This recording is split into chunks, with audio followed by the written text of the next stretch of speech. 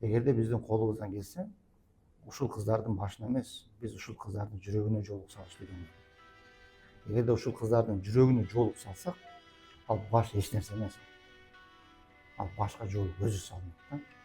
Эгерде биз ошону коркутуп, үркүтүп, зордоп, жоолукту башына сала турган болсок, эшикке чыккандан түшүп калат ал жоолук. Жүрөккө салынбаган жоолук турбайт ал башкачы. Бул исламда зордоо жок.